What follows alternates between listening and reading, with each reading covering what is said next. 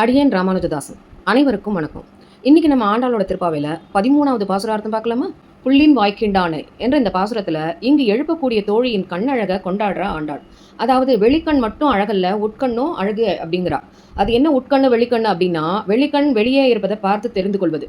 உட்கண் என்றால் நம் ஹிருதயத்து உள்ள எம்பெருமான தெரிஞ்சு கொள்கிற ஞானக்கண். இந்த பெண்ணுக்கு அந்த 2 கண்ணும் அழகாக இருப்பதா ஆண்டாள் இவளை கொண்டாடுறா. இன்றைய பாசுரத்துல இந்த பெண்ணுக்கு நல்ல கண்ணழகு இருக்கிறத பத்தி சொல்ற ஆண்டாள், நாளைய பாசுரத்துல நாளைக்கு எழுப்பக்கூடிய பெண்ணுக்கு நல்ல வாக்குவன்மை இருக்கிறத பத்தி சொல்றா.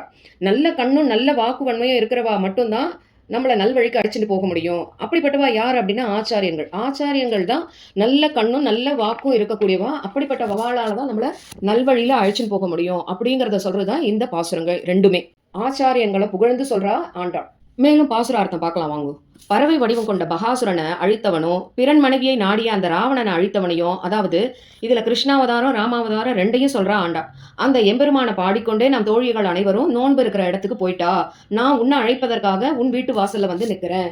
வானத்துல வெள்ளி கிரகம் எழுந்து வியாழன் கிரகம் மறைய தொடங்கி விட்டது பாரு. பறவைகள் சத்தம் போட தொடங்கி விட்டது பார். தாமரை போன்ற கண்களை உடையவளே, விடுந்து விட்ட அறிகுறிகள் தெரிந்த பிறகும் நீ உறங்குவது சரியல்ல. குளிர்ச்சியான நீர்ல அமிழ்ந்து குளிக்கிறதுக்கு எழுந்து வா. அந்த கண்ணனை நினைக்கும் நாட்கள் அனைத்தும் நமக்கு நல்ல நாட்களே. அவன் நினைவு அற்று இருக்கும் நாட்கள் அனைத்தும் தீய நாட்களே.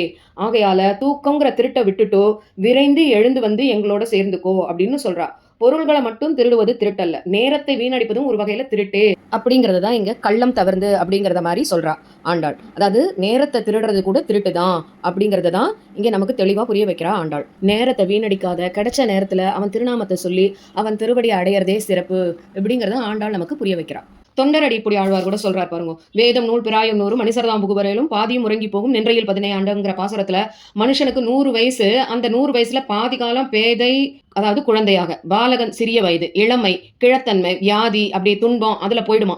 மீதி இருக்கிறது பாதி தான். அதுல 15 ஆண்டுங்கிறது இரவு மட்டும் தூங்கினா 15 ஆண்டு, பகல்லையும் தூங்கினா 10 5 15 ஆண்டு தான். அதையே தான் ஆண்டாளும் இங்க சொல்றா. நாமும் நல்ல ஆச்சாரியன் திருவடியை பற்றிண்டு அவன் திருநாமத்தை சொல்லிண்டு அவன் திருவடியை அடைய முயற்சிப்போம். அதை தான் ஆண்டாளும் நம்ம கிட்ட எதிர்பார்க்கிறா.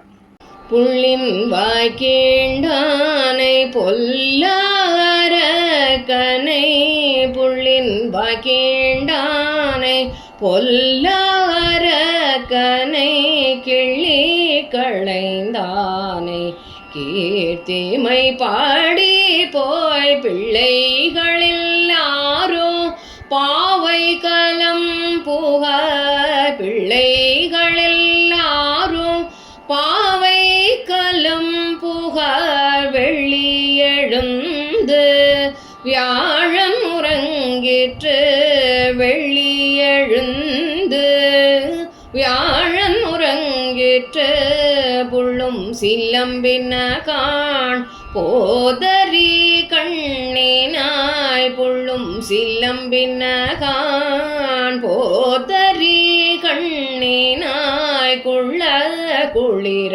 குடைந்து நீராடதே பள்ளி கிடத்தியோ பாவாய் நீ நன்னாளாய், பள்ளி கிடத்தியோ பாவாய் நீ நன்னாளாய், கள்ளம் தவிந்து கலந்தேலோரெம்பாவாய், கள்ளம் தவிந்து